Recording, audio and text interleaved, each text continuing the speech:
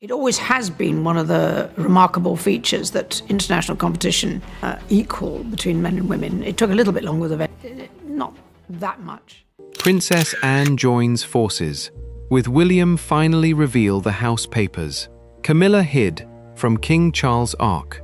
Okay, stay with this for a moment, because this title points to something far more serious than an ordinary argument over a royal residence.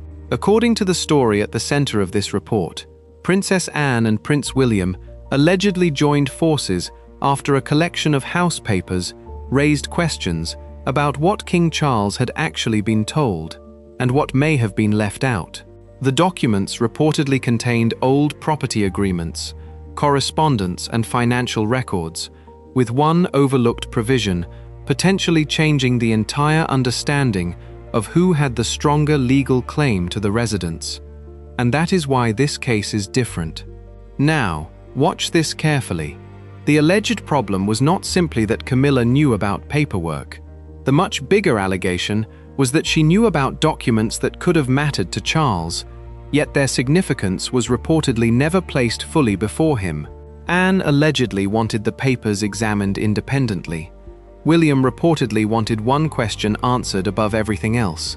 If these documents existed, why had his father not been properly shown them? That question turned a quiet property matter into a confrontation over trust inside the royal family. Hi viewers, if someone you trusted was keeping important information from you, would you want the truth, even if it caused a family fight? Type yes in the comments if you believe the truth should come before keeping the peace. Then stay with this story, because the next detail makes that question much harder to answer. The documents were reportedly already sitting inside a wider collection of records when the issue began to attract attention. There was no dramatic announcement, no public confrontation, no palace statement declaring war between family members. It was reportedly the paperwork itself that started the problem. A residence that had appeared to have a settled arrangement suddenly looked different when older records were placed beside newer ones. And this is where the story becomes uncomfortable, because a property dispute can normally be reduced to a simple question: who owns it? Who pays for it? Who has the legal right to use it? But the alleged documents reportedly raised another question that reaches far beyond bricks, walls, and land. Who knew? And more importantly, who knew before the king? That distinction matters. If the papers merely contained an old agreement that had no practical relevance, then the entire controversy could have ended with a solicitor explaining why. If the financial records were simply historical transactions, they could have been filed away and forgotten. But according to the account behind this story, the documents reportedly contained inconsistencies that demanded a closer legal examination. This is the private sitting room for the Princess Royal Princess Anne. She has opened up the room and opened up her schedule to do something she rarely does, conduct an interview with us about things she doesn't often talk about. Anne was allegedly not prepared to accept a convenient explanation. William was reportedly not prepared to let the matter disappear into palace administration. And suddenly, the two royals were looking at the same collection of papers from two different positions. Anne understood the machinery around the royal family. William understood what it meant for the future of the monarchy if important decisions could be made without the full knowledge of the person at the center of them. That is what makes their alleged alliance so significant. This was not presented as Anne simply helping William with a family disagreement. It was reportedly a decision to examine the evidence before accepting what the household had already been told. Take a look at the position they were facing. On one side was a long-standing understanding of a royal residence. On the other was a collection of historical records that reportedly suggested the arrangement was not as straightforward as it had appeared. Between those two sides stood King Charles, the man who allegedly had not been given the complete picture. And then there was Camilla. The allegation surrounding her is the part that has generated the greatest tension, but it needs to be handled carefully. The available story does not establish as proven fact that she deliberately deceived the king. What it does is raise the claim that she had knowledge of the disputed paperwork and that the contents were not fully brought to Charles's attention. That difference is crucial, because deliberate concealment and a failure to communicate are not automatically the same thing. But from William's reported perspective, the question would still remain: why was his father not told? The answer could have been innocent. It could have involved advisors, old legal arrangements, administrative decisions, or the belief that the documents no longer mattered. It could have been something much more uncomfortable. At this stage, the allegation remains exactly that, an allegation. Yet the papers reportedly existed, and once Anne and William had seen enough of them to demand an independent review, the issue could no longer be dismissed as palace gossip. The residence itself became the silent center of the dispute. But it's a long-term process, isn't it? I mean, with your family, it's a long-term process. And there are people, you know, your father's generation, your generation, and the next generation. It's a long-term process. A house can look completely ordinary from the outside. Stone walls, windows, a driveway, rooms that have hosted conversations nobody outside the family will ever hear. But ownership is not decided by appearances. It is decided by records. Agreements, signatures, dates, financial commitments, rights written into language that can sit unnoticed for years until somebody finally asks the right question. That is reportedly what happened here. The first documents created questions. The questions led to more documents. And those documents reportedly led investigators toward an older arrangement that did not fit neatly with the version of events understood inside the palace. This is the point where the story stops being about a house. It becomes about information. And inside a royal household, information is power.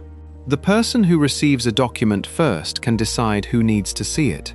The person who interprets an agreement can determine whether it appears urgent or routine. A detail described as insignificant can remain buried for years. Then someone else opens the file and realizes that the supposedly insignificant detail changes everything. That was allegedly the danger Anne recognized. William reportedly recognized it too. Instead of immediately taking the matter public, the two allegedly moved toward a legal review. Independent advisors were reportedly asked to examine the paperwork and determine what the documents actually meant. That decision created another problem for the palace. If the review confirmed that nothing was wrong, the matter could quietly disappear. But if the review found that the papers contradicted the palace's understanding, someone would have to explain why. And if it showed that Camilla had known about the documents, another question would follow.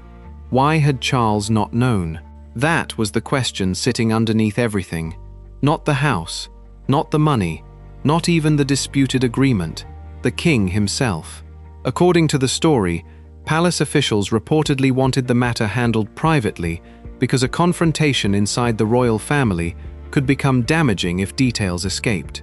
Anne and William, however, allegedly believed that keeping the matter quiet would only create a deeper problem if Charles later discovered that everyone else had known before him.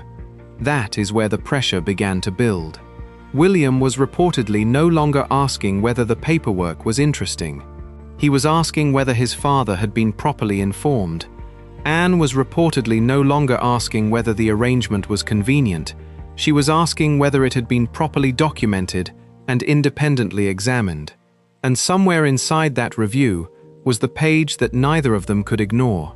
A page containing an older provision that reportedly did not sit comfortably with the palace's existing understanding of the residence.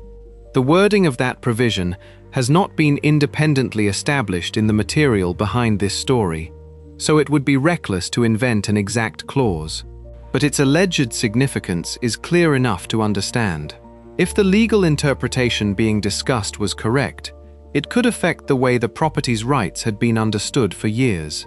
That changed the stakes completely, because now there were three possibilities. The palace had misunderstood the arrangement.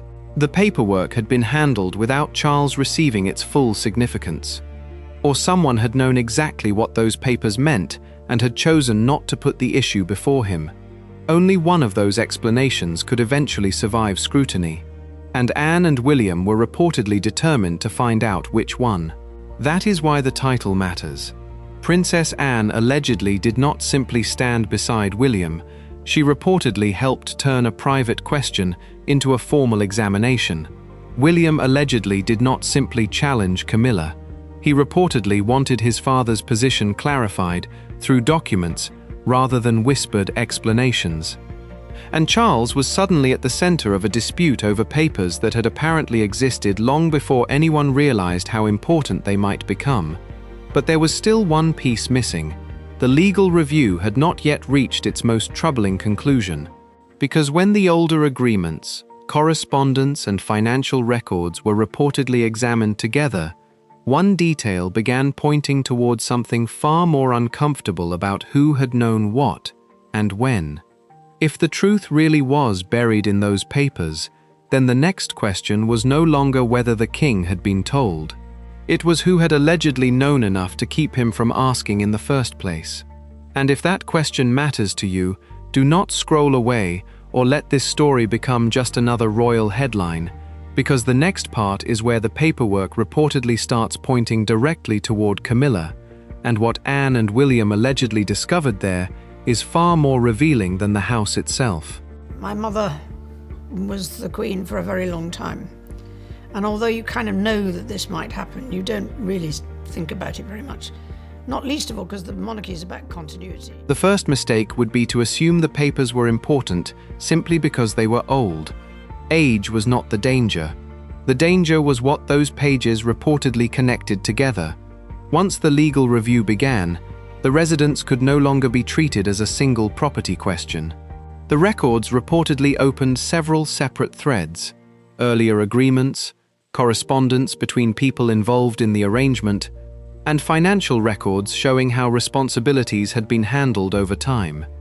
Each piece appeared ordinary on its own.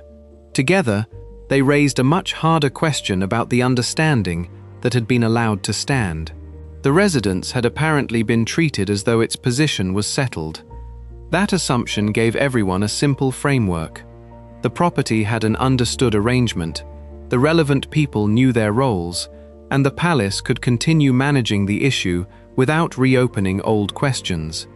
But the historical papers reportedly did not fit neatly inside that framework. One agreement became particularly important because its language appeared to describe an arrangement different from the one later understood by palace officials. The precise legal meaning would depend on the original wording and the surrounding documents, and that is why an independent review mattered. Neither Anne nor William could simply decide what the paper meant. A qualified legal examination was needed. Then came the correspondence. Letters and other communications reportedly showed that the property had been discussed before, and that people connected to the arrangement had considered questions about its future. The significance was not that royal correspondence existed. That would be expected. The significance was the possibility that decisions were being made with reference to information that was no longer visible in the palace's working understanding. This is where the story begins to move away from ownership and toward accountability. If an old agreement had been superseded, there should have been a clear record explaining that. If it remained valid, the current arrangement needed to be understood alongside it. If the palace had relied on an incomplete summary, someone had to identify where the gap began. William reportedly wanted that timeline. Not a general explanation. A timeline. Who received the document? When was it received? Who reviewed it? What advice followed? Was Charles told? If not, why not? Those questions reportedly forced the legal review deeper into the file. The financial records added another layer. They allegedly showed payments and expenses associated with the residence, creating a way to compare the legal arrangement with what had actually happened in practice. That comparison can matter enormously in a property dispute. The person carrying a cost is not automatically the legal owner, and paying for maintenance does not automatically create a right to the property. But repeated financial decisions can reveal what the people involved believed their responsibilities were. That was reportedly what made the records so useful. They gave the reviewers something concrete to compare against the older agreements. The deeper they went, the less convincing the idea of a simple administrative mistake became, at least to those reviewing the file there. And while the paperwork was being examined, the palace reportedly faced a separate concern. The longer the review continued, the harder it became to describe the matter as routine. That created pressure around Charles. The king was not merely the person connected to the residence. He was allegedly the person whose understanding of the arrangement was now being questioned. That is a crucial difference. If Charles had been fully informed and had simply accepted the arrangement, the dispute would have one character. If he had not been informed of material details, it would have another. The legal advisors therefore reportedly focused on more than ownership language. They examined the history surrounding the documents and the route those documents had taken through the household. That route is where Camilla's name became increasingly difficult to avoid.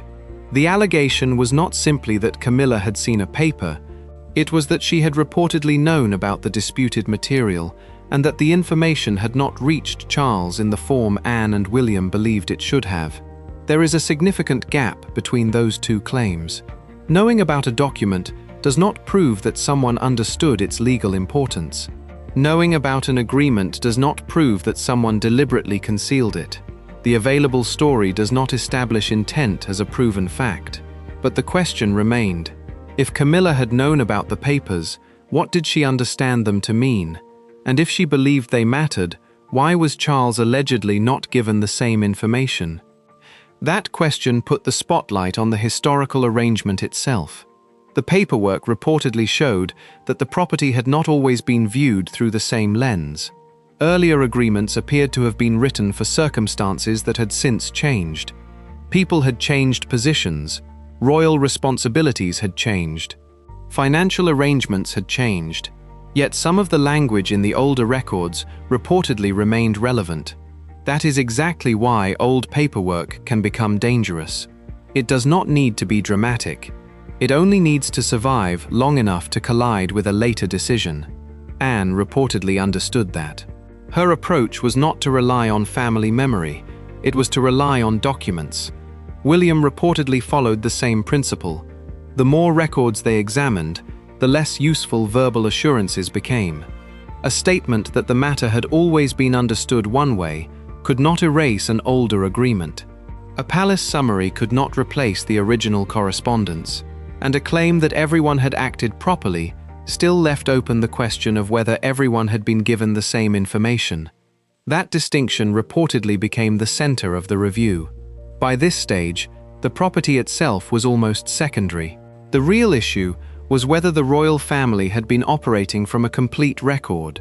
And then the legal advisors reportedly found the detail that changed the direction of the investigation.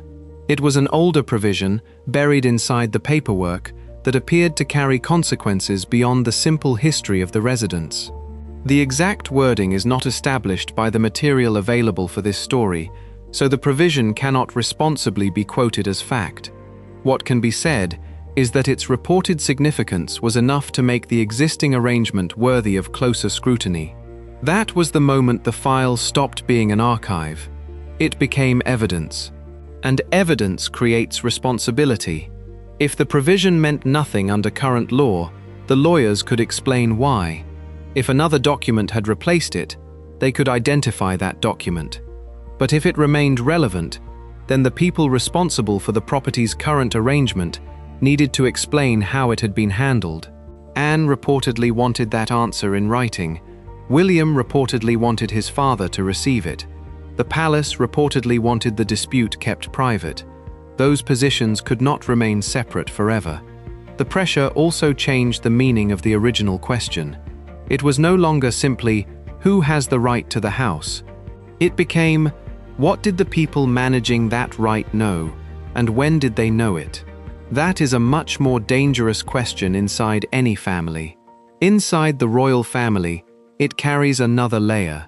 The monarch depends on an enormous administrative structure. Advisors filter information. Officials prepare documents. Lawyers interpret agreements. Staff members decide which matters require immediate attention and which can wait. That system exists to protect the institution. But according to the allegation at the center of this story, the same system may have allowed a crucial property detail to remain outside Charles's full view. That is why Anne's involvement mattered. She reportedly did not want another summary. She wanted the original papers examined. William reportedly wanted the findings placed directly before his father, and somewhere inside that file was the answer to the question that had been hanging over the entire dispute. Not whether the papers existed, not whether Camilla had encountered them, but whether the documents showed that Charles should have known something he allegedly never knew. That was the question the legal review was now closing in on. And if viewers believe powerful families should not be allowed to bury uncomfortable paperwork simply because revealing it could cause a confrontation, this is the moment to like, share, and subscribe. Staying silent costs nothing, but making sure stories like this are examined means refusing to let unanswered questions disappear. Because the next part reportedly brings the most uncomfortable name in the entire file directly into the center of the dispute. And what Anne and William allegedly discovered there made the quiet approach much harder to maintain. The room had changed before Anne said a word. The legal review had moved past the point where anyone could dismiss the disputed residence as an old administrative matter. The papers had been compared, the timeline reconstructed, and the unanswered questions had begun pointing toward the people who handled the information. Now the issue was no longer buried inside a file. It was sitting directly in front of the senior royals who wanted an explanation. She had spent decades watching how royal disputes were managed. Difficult questions could be softened by procedure. Uncomfortable documents could be sent for another review. A disagreement could become an administrative issue, then a private matter, then something nobody discussed publicly. That process could protect the institution, but it could also leave the original question unanswered. William was already pressing for a complete account of the paperwork. He wanted the documents connected to the residence placed in chronological order, with the relevant agreements, correspondence, and financial records examined together. That approach mattered because one isolated page could be misunderstood. A sequence of documents could reveal something different. The legal advisors reportedly followed that sequence. They looked at what the original agreement said, then they examined later correspondence. Then they compared those records with the financial arrangements connected to the property. The purpose was simple: determine whether the current understanding of the residence could actually be traced back through the paperwork, or whether an important part of the history had been lost somewhere between the original agreement and the present arrangement. That examination reportedly produced an uncomfortable result. The disputed provision could not simply be ignored because it was old. The advisors reportedly considered whether later documents had replaced it, whether subsequent decisions had altered its effect, and whether the people responsible for the property had acted on a different interpretation. None of those possibilities automatically meant wrongdoing, but each required evidence.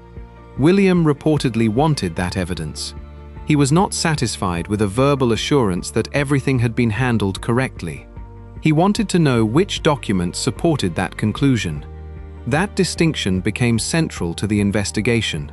A palace explanation could say the arrangement was understood to be legitimate.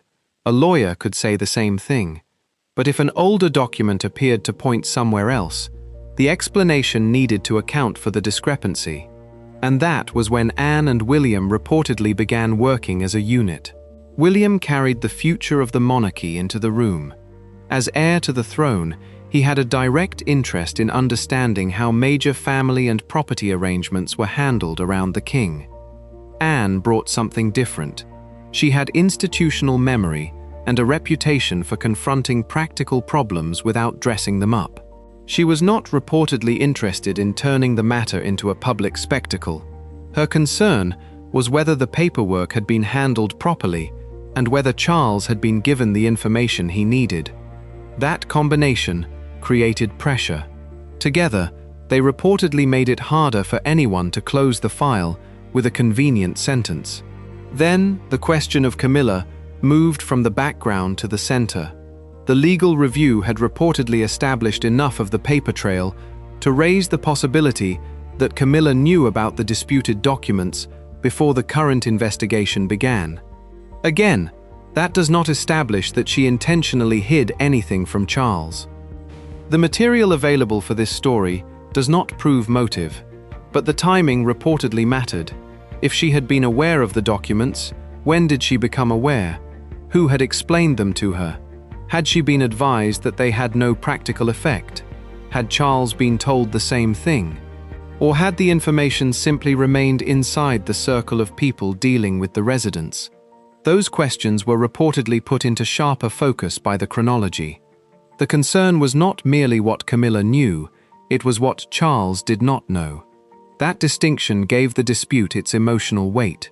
Charles could accept a difficult property arrangement if he understood it.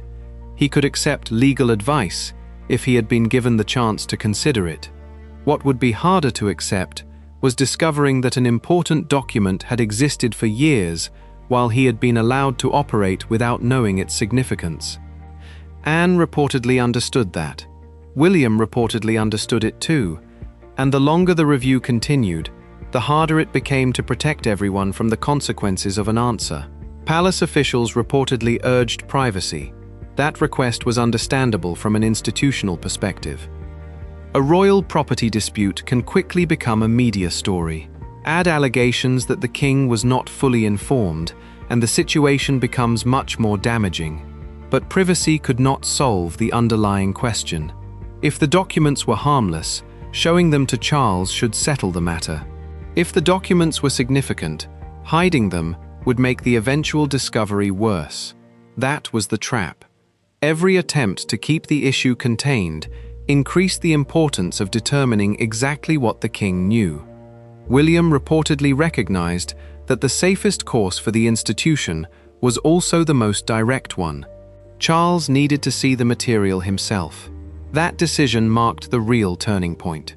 Until then, the investigation could still be described as a legal review of a property arrangement. After that, it became an internal test of trust, and the people around the king reportedly knew what was at stake. According to the story, Anne and William were now determined to find out whether that had happened to Charles. The legal advisors reportedly returned to the disputed provision and examined the surrounding documents again. This second look mattered. The provision did not exist alone. It had been created within an older property arrangement, and its meaning depended partly on what happened afterward. The review, therefore, focused on whether later actions had quietly changed the practical position without clearly replacing the original agreement. That was where the financial records became especially important. Payments associated with the residents reportedly provided a separate trail. They could show who had treated the property as whose responsibility. They could reveal whether the financial behavior matched the legal understanding. They could also show whether someone had continued acting under an arrangement that was no longer reflected accurately in the formal paperwork. Again, none of those facts alone proved misconduct. But together, they could expose a contradiction. And contradictions were exactly what William wanted documented. He reportedly asked for dates. He wanted names. He wanted copies. He wanted the original paperwork rather than a summary prepared for him. That insistence changed the atmosphere around the investigation. The question was no longer whether William trusted the people managing the file. The question was whether the file could withstand independent scrutiny. Anne reportedly backed that approach. She wanted the review separated from the people who had been involved in the original handling of the residents. That was why independent legal advisors mattered. Their role was not to take William's side or Anne's side. Their role was to determine what the documents actually established, and according to the story, their examination produced a finding that made the situation significantly harder to contain. The disputed provision appeared to have a relevance that had not been reflected in the palace's previous understanding. That did not automatically decide ownership. It did not automatically prove that Camilla had deceived Charles, but it meant the existing explanation could no longer simply stand without examination. Someone had to explain the gap, and that person was increasingly likely to be Camilla. The pressure now moved toward a private confrontation. Anne reportedly knew that going through official channels could allow the matter to be absorbed into the bureaucracy. William reportedly knew that taking the issue directly to the media could turn a serious legal question into a royal spectacle. Neither option solved the real problem. There was only one person who could resolve the central question: Charles. But before the papers reached him, Anne and William reportedly needed to establish one final thing. They needed to know whether Camilla had merely known that the documents existed, or whether she had understood what they potentially meant. That distinction would determine how the confrontation unfolded. And this is where the story takes its sharpest turn so far, because the next stage of the review reportedly uncovered information about when the disputed papers had been known about, and that timing made the question of Charles's awareness far more difficult to dismiss. That made the stakes personal. If that detail matters to you, do not look away now. Like this video, share it with someone who follows the royal family, and subscribe if you believe powerful institutions should answer uncomfortable questions instead of burying them, because the next chapter takes this from a disputed property file straight into the question of what Camilla allegedly knew. The question facing Anne and William was now narrower and much more dangerous. It was no longer whether the disputed house papers existed. They did. It was no longer whether the property history contained contradictions. The review had reportedly found enough inconsistencies to demand a closer examination. The question was what Camilla allegedly knew about those papers, and whether Charles had ever been given the same information. That distinction changed the entire character of the dispute. If Camilla had simply been aware of an old agreement, there was an ordinary explanation available.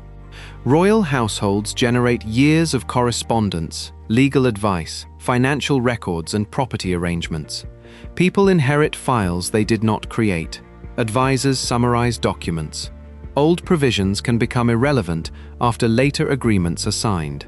But according to the story behind this report, the legal review was reportedly pointing towards something more difficult. The disputed papers were not being treated as meaningless historical material. Their wording allegedly had a possible connection to the present position of the residents. That meant the next question had to be direct. Who had seen them before, and when? Anne reportedly wanted those answers established from the records, not from family recollection. William reportedly wanted the same thing. The documents needed to show the root of the information. That is where Camilla's alleged knowledge became central. The claim is not that the available material proves she deliberately deceived Charles. It does not. What the story alleges is that Camilla knew about the disputed paperwork and that its significance was never fully presented to the king. Whether that happened through deliberate concealment, legal advice, administrative handling, or a belief that the matter was already settled remains the critical distinction. But one fact kept the question alive. The papers had apparently survived. They had not vanished. They had not been destroyed. They were there to be examined. And once Anne and William reportedly saw the documents, they could no longer rely on the assumption that everyone inside the household had been working from the same information. William's position was particularly difficult. As the king's son and heir, he was looking at a problem involving his father's understanding of a property arrangement. But he was also looking at something larger. If important documents could remain outside the king's full view, then the issue was not confined to one residence. It raised a question about the system around him. Who decides what reaches the monarch? Who decides what can wait? Who decides whether a document is important enough to place directly before him? Those questions made the palace's reported request for privacy much harder to accept. Privacy might protect the family from headlines. It could not change what the documents said, and Anne reportedly understood that better than anyone involved. Her role was not to create a public confrontation. Her role was to force the issue into the open inside the family before somebody else did it outside. That was why the independent legal review mattered. It created distance between the allegation and the people accused of mishandling the paperwork. Instead of relying on William's suspicion or Anne's judgment, the documents could be examined on their own terms. The reviewers reportedly compared the older property agreements with later correspondence and financial records. The purpose was to establish whether the current arrangement had been properly connected to the original terms. The review reportedly raised another problem. Some of the financial records appeared to be consistent with an understanding of the property that was not identical to the position suggested by the disputed paperwork. That did not automatically establish an unlawful arrangement. It did, however, create a contradiction that needed an explanation. And contradictions are dangerous when they involve a reigning monarch. The longer the review continued, the more the alleged knowledge surrounding Camilla mattered. If she had been told that the documents were irrelevant, then the legal advisors needed to explain why. If she had been told that later arrangements replaced them, that later paperwork needed to be identified. If she had been advised that Charles did not need to see them, someone had to explain why that decision was made. None of those possibilities automatically meant betrayal, but every one of them required an answer. That is where the emotional pressure began to rise. Charles was not being accused here by the available evidence of wrongdoing.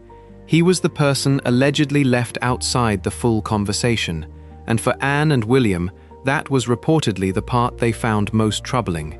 A king can reject advice. A king can disagree with lawyers. A king can accept a financial risk, but he cannot make an informed decision about a document he has never been shown.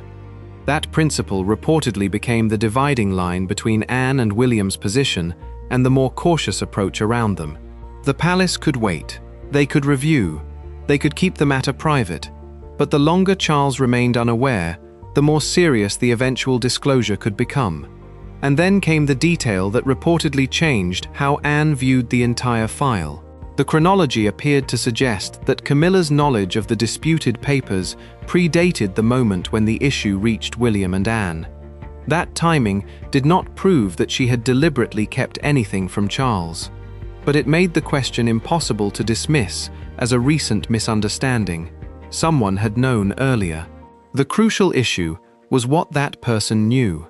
Camilla, according to the allegation at the center of this story, was not simply connected to the property. She was reportedly aware of the documents that now appeared to require legal scrutiny.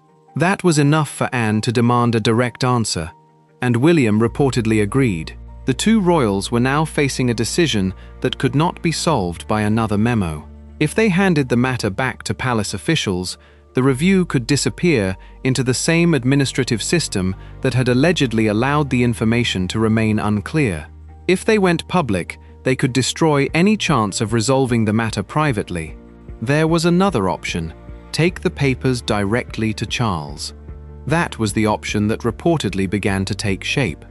But before they could do that, they needed to understand the most sensitive part of the file: the provision that allegedly changed the legal picture of the residence. Its exact wording has not been established by the material available for this story, and it would be wrong to invent a clause that the source does not provide. What is clear from the story is that the provision was considered important enough to alter the direction of the review. That was the moment the property dispute became a question of trust. Because if the provision had no effect, Charles could be told that, and the matter could end. If it did have an effect, then the king needed to know.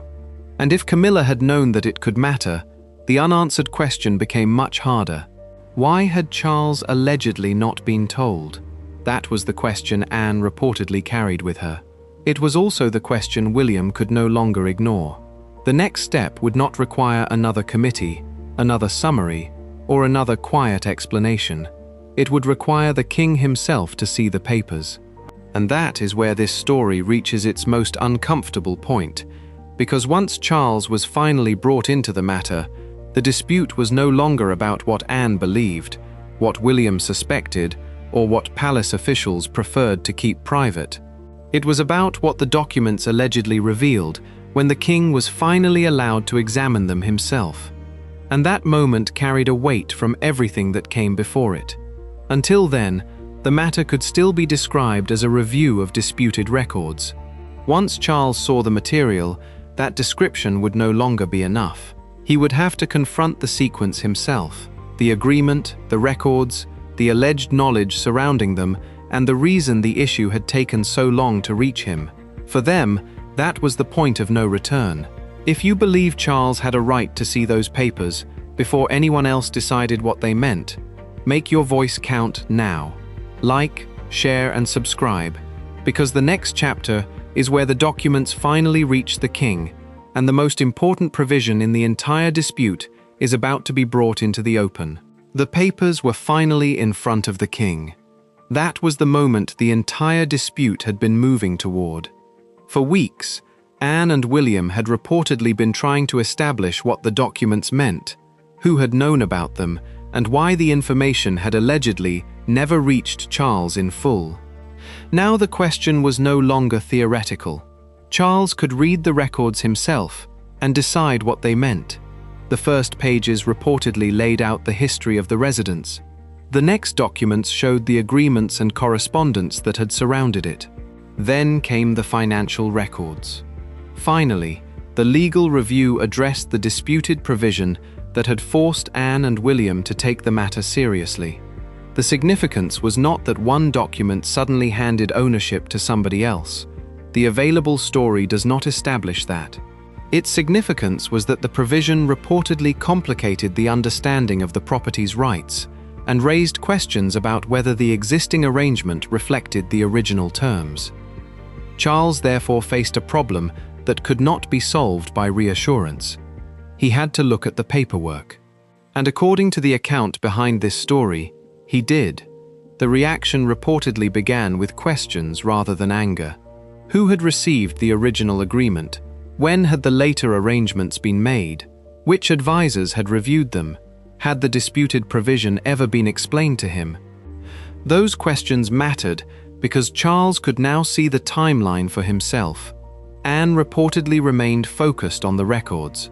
William reportedly wanted the king to understand not only the legal interpretation, but also the chain of decisions that had brought the documents to this point. Neither could erase what had already happened. They could only make sure the same information was no longer filtered through several layers before reaching Charles. That was the real change. The king was now looking directly at the material, and that placed Camilla's alleged knowledge under a different kind of scrutiny. Again, the available material does not prove that Camilla deliberately concealed the papers. It does not establish what she personally believed about their legal effect, and it does not provide a verified private conversation between her and Charles. Those limits matter. What the story does establish as its central allegation is that Camilla reportedly knew about the disputed documents, while Charles allegedly did not have their full significance placed before him. That left Charles with a difficult question. Was this a failure of communication, or had the information been deliberately kept from him? The answer could not be found in emotion. It had to be found in the record, so the documents became the focus. The original agreement was compared against later arrangements. The financial history was examined alongside the legal language. The correspondence was considered for evidence of what people involved had understood at the time. The more carefully the records were connected, the clearer one thing became. The dispute could not be dismissed simply because the arrangement had existed for years. Time does not automatically erase a document's relevance, and a later understanding does not automatically explain why an earlier provision was treated differently. That was reportedly the lesson Anne and William wanted Charles to see. For William, there was also a personal dimension. His concern was not simply the value of a residence. It was the principle of informed decision-making around his father. If Charles was expected to approve, fund, or accept an arrangement, then he needed access to the information behind it. That principle became the quiet outcome of the dispute. There was no need for a public accusation, no need for a dramatic royal confrontation. No need for a declaration that one person had won and another had lost. The important change was reportedly procedural. The property arrangements would now receive closer scrutiny, and information involving significant private assets would be harder to keep at the level of informal understanding. That may sound like a small administrative adjustment. It is not. In a family where documents can determine property rights, financial responsibilities, and future control, paperwork is power. The disputed residence therefore became an example of something larger. A document can sit quietly for years, while everyone assumes the arrangement is settled. Then one person reads it carefully, compares it with later records, and asks why the two versions do not match. That is how this story reportedly reached Anne. That is how William became involved. And that is why Charles ultimately had to confront the papers himself. The alleged final revelation was not a simple announcement that Camilla had lost the house. The source material does not support such a claim, nor does it establish that Anne or William legally took control of the residence. The stronger conclusion is more complicated. The paperwork reportedly exposed a gap between what the palace understood and what the historical records appeared to say. That gap created the dispute. The legal review gave the gap a name. Anne and William gave it attention. And Charles was eventually placed in a position where he could no longer rely solely on what other people told him. That is the real significance of the alleged alliance between Anne and William. They reportedly did not need to defeat Camilla. They needed to make sure the king had the evidence. Once he had it, the decision became his. And that is also why the disputed provision remains the most important unanswered detail in the entire story. Without the original wording and a verified legal interpretation, nobody should pretend to know that it automatically changed ownership. What can be said is that its reported existence was serious enough to trigger an independent examination and raise questions about the property's long-standing arrangement. The story therefore ends where it began, with a piece of paper, not a palace speech, not a royal photograph, not a public accusation, a document that reportedly forced powerful people to confront something they had apparently allowed to remain unresolved.